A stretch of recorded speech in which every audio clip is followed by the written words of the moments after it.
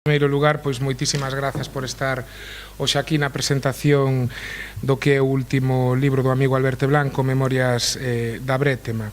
Teño que cumplir o mandato que me fai o personal da Biblioteca Pública do Concello de Verín e agradecer no seu nome pois a presenza de Alberto que escollera este lugar tamén para presentar o seu libro, dado que tanto Alberto como o propio Fernando, que falará despois de min, son xente comprometida que sempre colaboran con esta biblioteca de xeito desinteresado e, polo tanto, bueno, dimo personal da biblioteca que o faga constar e así o fago, no seu nome.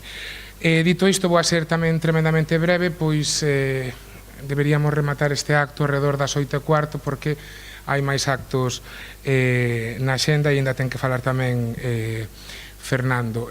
Alberto Blanco, coñecédelo todas e todos de sobra, é ante todo amigo, pero aparte de ser amigo é profesor, escritor e político comprometido que coa presente obra quere rescatar e facer que brote á superficie algúns datos inéditos ou pouco coñecidos da bisbarra de Cobres. A importancia desta obra radica, como en tantas outras que temos presentado nesta biblioteca, en salvagardarnos conxunta e colectivamente do esquecemento e deixar na escrita para o futuro feitos ou costumes que se levan perdendo ao longo destes anos. Por lo tanto, sin máis, agradecendo a vosa presenza, agradecendo a Alberto, cedolle a palabra a Fernando Serrulla que vai a continuar. Grazas. Bueno, muy bien, gracias. Cuando Alberto me dijo ¿quieres presentar mi libro? Me quedé un poco en shock, porque dije, vamos a ver, yo de crítico literario tengo bastante poco, me gusta leer y me gusta mucho la historia, pero bueno, eso es una cosa y otra cosa es después que tenga que hacer uno de crítico literario, ¿no? De todas formas, había leído los libros de Alberto y soy amigo de él, entonces me pareció una cosa, un honor que él se acordara de mí para que yo presentara este libro realmente, ¿no? Y os voy a decir que es un libro pequeño, que se ve un libro pequeño, pero a mí me ha parecido un gran libro, ¿no? Honestamente, ¿no? No lo digo porque Alberto sea amigo, porque esté aquí delante, porque es un acto en el que hay que decir esto.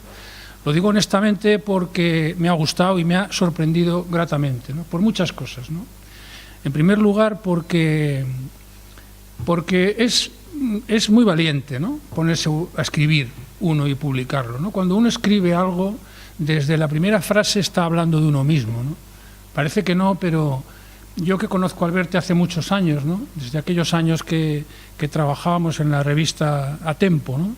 Y que colaborábamos juntos, metíamos muchas horas en el Fidels y tal, ¿no? En la sede organizativa de la revista, ¿no? Pues desde aquellos años, pues bueno, te conozco, sé cómo eres, sé cómo piensas, en fin, conozco muchas cosas de ti, has tenido muchas... te has dedicado a muchas cosas, ¿no? Pero me sorprendió, digo, porque he leído otros libros, pero el libro está metodológicamente, desde el punto de vista científico, muy bien hecho, ¿no? Es un libro de historia con mayúscula, pero es un libro que está muy documentado, muy bien detallado. Como sabéis, es un libro que está formado por otros 4 libros, otros 4 pequeños libros, cada uno trata de una pequeña cosa, ¿no? Diferente, tiene un enfoque distinto, pero básicamente Alberto ha recuperado la historia con mayúscula de su vida, ¿no? De Cobres, de la ensenada de San Simón, o como yo no sabía si hay diferencia entre la bisbarra de Ulló, yo toda la vida le he llamado la ensenada de San Simón, ¿no? El final de la ría, el fondo de la ría de Vigo y tal.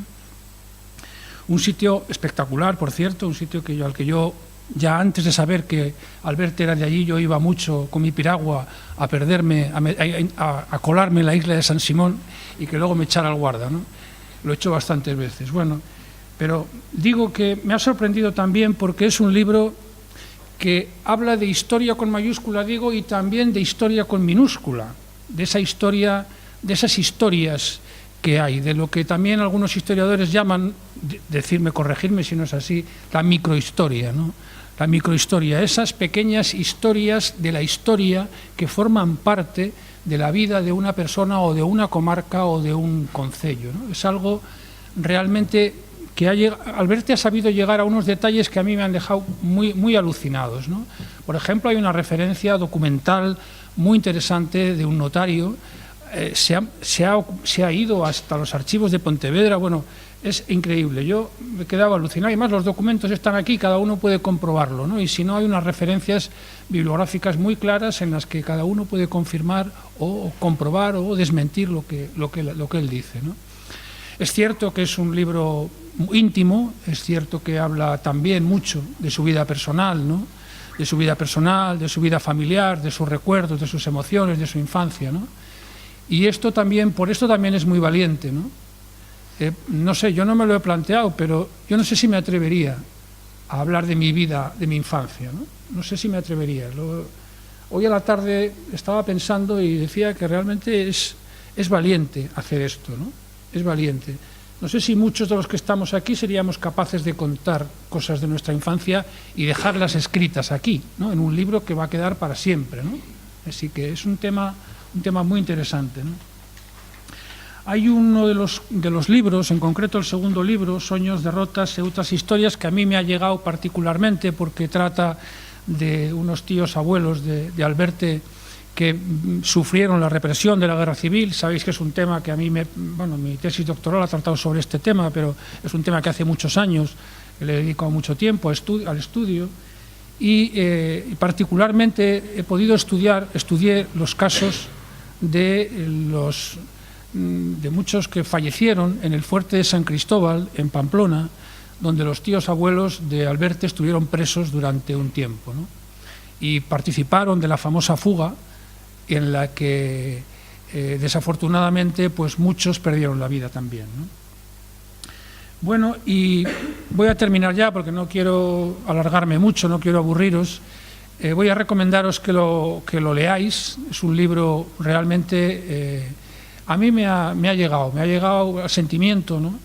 Especialmente el último libro, porque yo soy muy blando, soy un tipo personalmente muy emotivo, a mí me gustan mucho las emociones, yo vivo más de las emociones casi que de mi intelecto, ¿no? Pero me ha gustado mucho el último libro, Telumbres da Lúa, que yo ya conocía de hace un año, ¿no? O unos años, un año así quizá, que él publicó un pequeño librito y tal. Y es un libro muy emocionante porque cuenta unos detalles realmente personales, familiares, no sé, ¿no? que llegan mucho al corazón de la gente, ¿no? Yo creo, a mí me ha llegado, yo creo que seguro que os llegará también a vosotros, porque son historias realmente originales, realmente especiales, ¿no? Quiero leer 10 líneas, si me permitís, de este libro, del Telumbres da Lúa, del capítulo Amores oníricos, que las primeras 10 líneas habla fundamentalmente de cómo es Alberte, ¿no? Y vuelvo a decir, me sigue pareciendo muy valiente dejarlo por escrito, ¿no?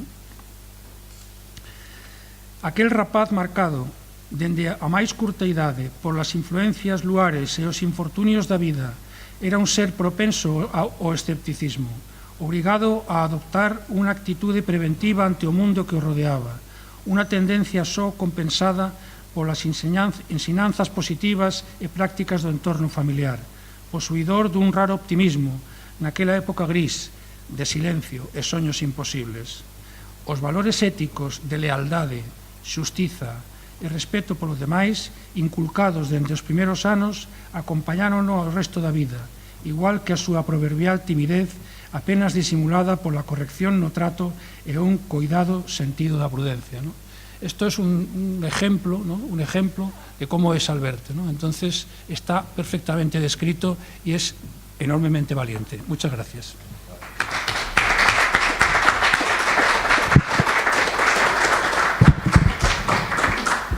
Bueno, pois moitas grazas á biblioteca por dispoñer deste local para facer a presentación deste libro. Por suposto, moitísimas grazas a Diego pola súa cariñosa presentación e tamén a Fernando. Estamos entre amigos, entonces pois evidentemente non podía haber críticas negativas, non? Este libro, efectivamente, tal como acaban de reseñar, son memorias escritas en distintos estilos literarios. Primeiro é unha investigación histórica sobre a comarca do Ulló, que como se coñecía pois hasta o século XVIII, probablemente principio do XIX, o fondo da ría de Vigo, agora máis coñecida agora como Ensenada de San Simón, pero históricamente, durante a batalla de Hernande e incluso en épocas anteriores e posteriores, se coñecía como a bisbarra do Ulló, incluso coñecida así polos ingleses e polos franceses, non? Debido a que no fondo da ría había unhas salinas explotadas polos xesuítas desde o século XVI. Esas salinas e esa actividade industrial donde se exportaba moito sal e se comerciaba pois co resto da península e probablemente pois cos países do norte de Europa, pois deulle o nome, o de Salinas deulle o nome, as Salinas do Ulló, que o Ulló é un río, un arroyo da zona da zona onde están as salinas precisamente, pois deulle o nome, ou así foi coñecido a zona durante moito tempo, non? E interesoume desde que escribín a novela O Códice Esmeralda, que está ambientado pois no século principio do XVIII, finales do XVII, pois recollera ese nome, que foi a primeira vez que eu non coñecía realmente, que se coñecese pois nesa época esa zona como a comarca, como o Mar do Ulló, a Ensenada do Ulló, pois parece moi interesante recobrar, non, ese topónimo ou esa forma de designar esa zona, non? E realmente, pois, o libro pois ten unha parte de investigación histórica sobre esa zona, con certas, descubrín cousas investigando, estuve investigando pois fundamentalmente para buscar fondos, digamos, documentales á Iglesia, unha fonte inesgotable. O que pasa é que algunhas veces de difícil acceso, dependendo, tuve que recurrir incluso ao arcebispo, non, de Compostela directamente para poder acceder á biblioteca da arquidiócese ou arquivo, porque había dificultades para poder acceder a algún tipo de información, e, por suposto, nos arquivos históricos, tanto da Diputación como no Arquivo Histórico Provincial, como no Arquivo Histórico de Galicia, e outros arquivos como o Arquivo Militar tamén. De tal maneira que, efectivamente, pois, intenta documentar pois, parte da primeira parte do libro, que é unha parte fundamentalmente pois, histórica, pero non é unha historia, senón que son historias, tal como se subtitula no libro, son historias que pretenden retratar épocas e, polo tanto, dar unha imaxe moito máis fácil de fácil lectura, sin entrar en números, estadísticas, etc., aínda que algunha cousa se pon por aí, pois para que sexa unha lectura amena, non? E se poida identificar e percorrer o libro, percorrer por varios séculos, desde o século XVI hasta mediados do século XX, pois poder percorrer perfectamente pois elementos históricos, retratos en distintas épocas pois do que era a historia do Ulló e de Cobres en particular. Esa primeira parte, pois, efectivamente ten esa virtualidade, ese interese fundamentalmente pois para a xente daquela zona, aínda que, bueno, pode representar tamén un interés histórico de tipo general, dado que moitas veces non estamos acostumbrados a entender a historia de grandes personaxes, de grandes cidades, non? E parece que nas aldeas pequenas, nas vilas pequenas, que eso aí non hai historia. Parece que eso é, digamos, un deserto de xente importante. E, sin embargo, unha das cousas que descubrí nesta investigación que fixen é que podes encontrar realmente actores do seu tempo, incluso en parroquias remotas da xeografía galega, non? Como pode ser as parroquias de Cobres, non? Donde se encontran pois actividades importantes desde o punto de vista comunal e parroquial, pois reivindicativas na época do absolutismo, non? Donde as liberdades democráticas non existían, nin existía esa palabra, nin democracia, o que existía era un control ríxido dos señores, tanto da Igrexa como, obviamente, por parte da monarquía e por parte das institucións monárquicas, non? De tal maneira que aí non se movía ninguén, pero, sin embargo, baixando o terreo, digamos, da parroquia e dos movimentos sociais, pois é curioso que se encontran aí actividades importantísimas de tipo comunal, de como se organizaba a xente para resolver problemas a nivel comunitario e de como, ademais, se organizaban para ir a reclamar, por exemplo, contra os tributos ou contra calquer cousa que consideraban inxusta, non? É dicir, isto é unha actividade que está documentada perfectamente, pois eu aquí reseño fundamentalmente do século XVIII, nunha época, pois evidentemente dun gran impulso demográfico en toda Galicia, e notase especialmente pois como unha especie de un abrollar, non? Da actividade social precursora pois da Revolución Liberal pois do século seguinte, non? É moi interesante porque outra das cousas que facía esta xente, a pesar de que había problemas de escolarización, que había moitísimo analfabetismo, evidentemente, pois é que se levantaba acta de todas as cousas importantes que facía, non? É dicir, algo que aquí se fan pois solamente a nivel institucional, non? Na vida de algunhas asociacións culturais, pero ali os veciños reuníanse, había un notario, porque unha das cousas curiosas que eu descubrí do século XVIII é que era unha sociedade moi organizada, moi estruturada, había ciruxanos, bueno, ainda que o ciruxano non tiña o sentido que ten hoxe, non? Era máis ben un matasanos, non, que se dedicaba pois a facer, digamos, cousas realmente pois que hoxe non sei como estarían ben vistas, non? Pero había un ciruxano, había un notario, aínda que eso despois foi cambiando, pero no século XVIII había un notario na propia parroquia, e levantábase acta de todas as actividades. Había un acordo e ese acordo iba a misa, de tal maneira que incluso sobre ese acordo se podían poñer multas aqueles que o transgredisen, non?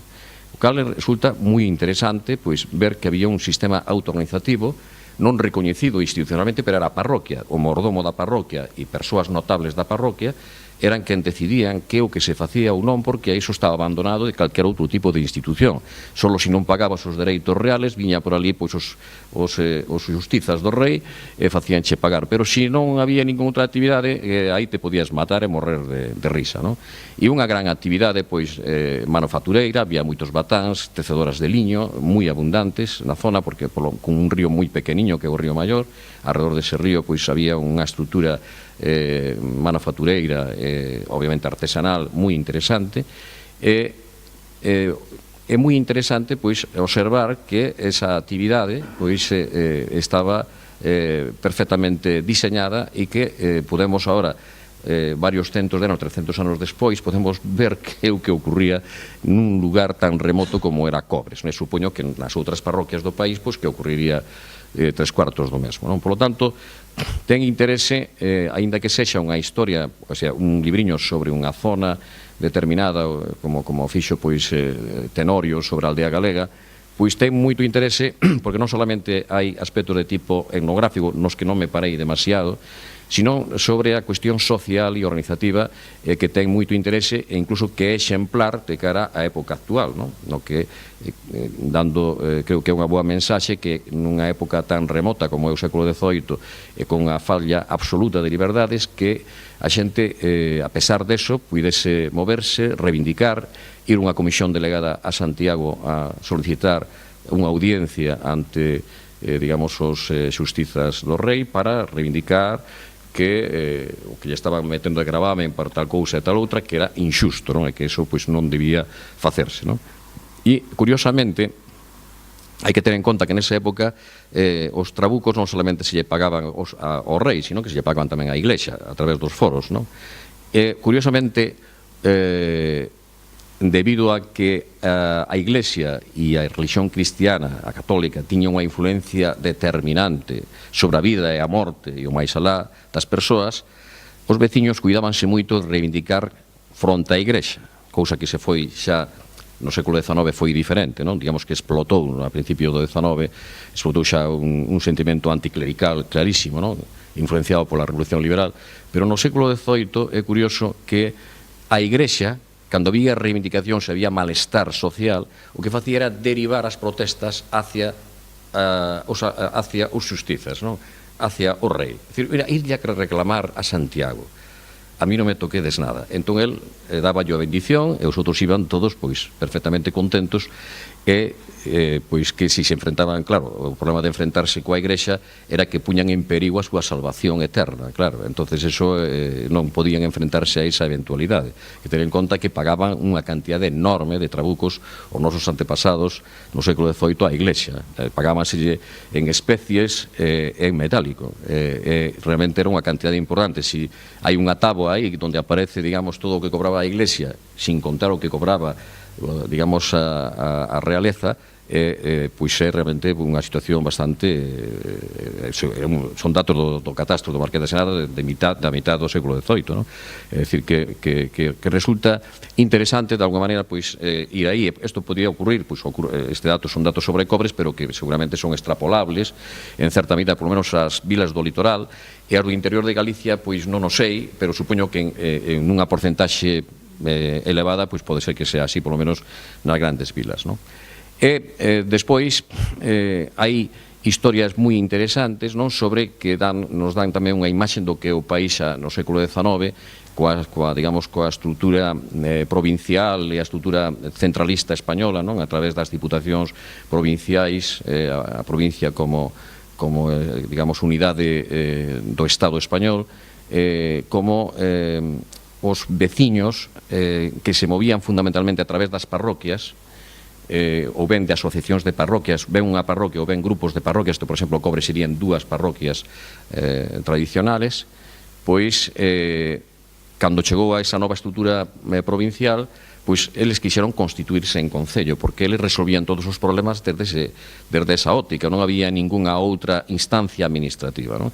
Obviamente a instancia administrativa crease a mediados do XIX, e, lóxicamente, pois o que intentan é constituirse en concello e logran presentar, fan unha asamblea, non nos decide un cacique, senón que se fai unha asamblea veciñal, digamos, na zona limítrofe entre as dúas parroquias, e fan unha proposta apoiada e asinada con nomes e apelidos polos propios veciños, non?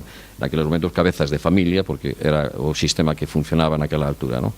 É dicir que ese tipo de organización comunal e veciñal pois tamén está moi presente, herdada do século XVIII e probablemente tamén do XVII, e incluso desde épocas anteriores, pois estaba, digamos, tamén en esa época, pois os veciños que querían que se organizase, digamos, a estrutura administrativa tendo en conta cal era a súa unidade xeográfica, porque máis aquelo é unha unidade xeográfica e obviamente é a unidade de convivencia que había naquela época. Ben, eso evidentemente malogrouse, igual que despois se malograron outros tipos de concellos e se unificou en outro tipo de no que é o concello actual de Vilaboa, non? Pois no 1836-37, que é como cando se configurou o novo sistema. E despois, no libro, pois fago tamén outra referencia importante ao tema sendo unha parroquia, sendo unha zona, pois xa digo, remota, non demasiado coñecida, pois Cobres foi un baluarte moi importante na construción naval. De tal maneira que os barcos de madeira xa está documentado desde tempos moi antigos, non? Que se construían moitos barcos e incluso pois para o resto da ría, pero agora moi recentemente, durante o século XX, construíronse barcos en San Adrián de Cobres para todo o que é o litoral español, desde o País Vasco hasta Cataluña, moitísimos para a zona de Andalucía, non? Porque había unha feitura dun barco moi ben diseñado e que gustou moitísimo aos armadores de todo o litoral, non? Entón eu recordo de pequeno vascos ali, pois coas súas familias para armadores que viñan a ver como se facía o barco e tal, ou cando iban a entregar, pois viñan coa familia, ibanse co barco, dali ibanse directamente desde San Adrián hasta Legazpio, hasta calquer outro lugar do País Vasco. Bueno, en definitiva, rescatar tamén esa historia, non? Que parece que non existe, porque hai moitas historias importantes que igual son relevantes incluso para construir a historia do propio país, que están moi esquecidas porque realmente ninguén se preocupa porque as considera ordinarias, non? E non relevantes, non?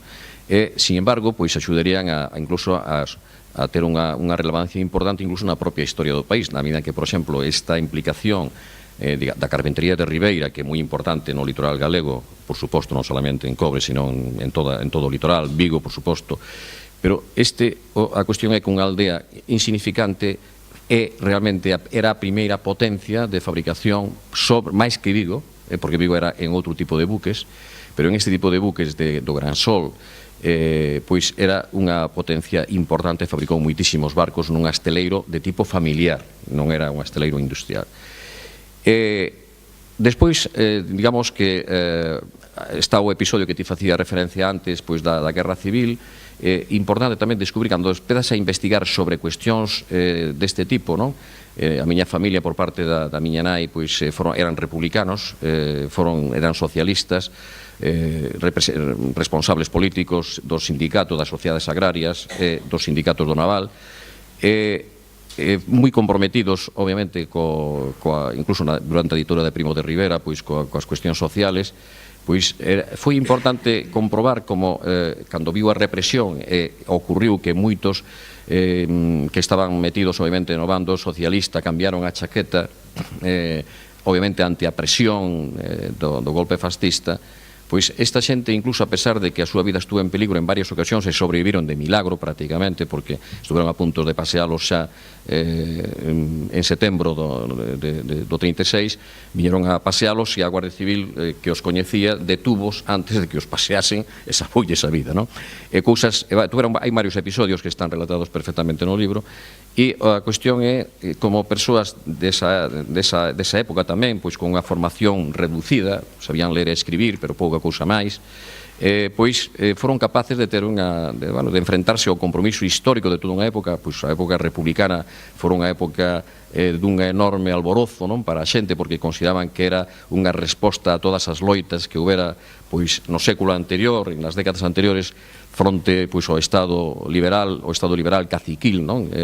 Profundamente caciquil, que era o Estado monárquico, e como conseguiron, pois, evidentemente, sobrevivir, non?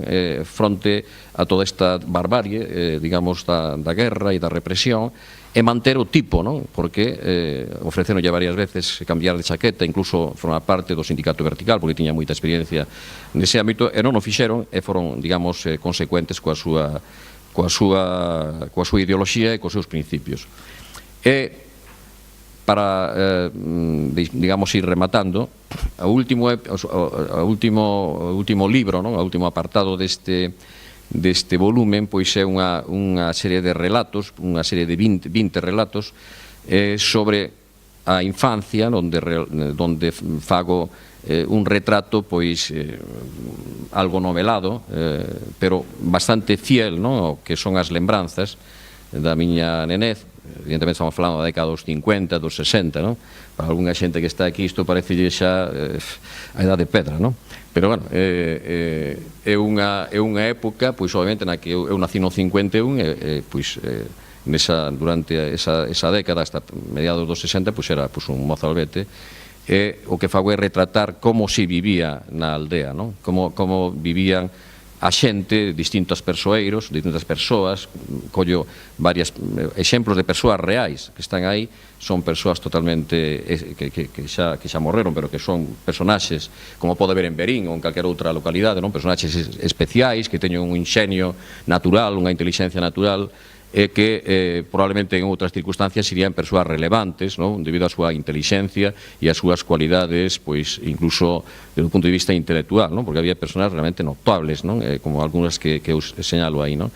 E representan tamén, pois, o que é a historia tamén que descoñecida, ignorada, que non inexistente, na medida en que pois non se fala deles, porque estas persoas, pois, pode haber centos ou miles por todo o país adiante, e non son relevantes, porque non son singulares desde o punto de vista, digamos, do general, non? Son singulares na súa parroquia, na súa localidade, pero non trascenden porque non son importantes, non teñen cargos políticos nin institucionales, non son profesores, non son personas relevantes, non son abogados, non son xuíces, pero que é importante que recoñecer a valía desas persoas na súa época, no seu contexto social e político, porque realmente todas as persoas poden cumplir un papel importante e é xusto recoñecerlas. Entón, este libro fundamentalmente, non? E xa remato, pois é unha especie é para saldar unha débeda cos meus veciños do fondo da ría,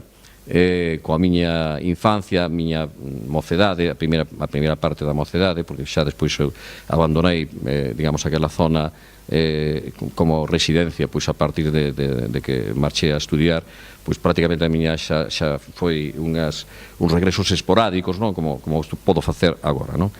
E realmente creo que tiña que saldar esa débeda pois con esa parte da infancia, porque hai episodios moi interesantes, e tamén pois con as persoas anónimas das aldeas que formaron parte da túa vida e que te marcaron de alguna maneira, e que ti non serías exactamente así se non vivises entre ese tipo de xente e tamén te empapases desa experiencia e desa forma de ser, non? Por lo tanto, pois, cando rematei o libro quedei moi tranquilo, non? E dixen, bueno, pois xa fixen o que tiña que facer e agora, pois, a outra cousa mariposa. Moitas gracias.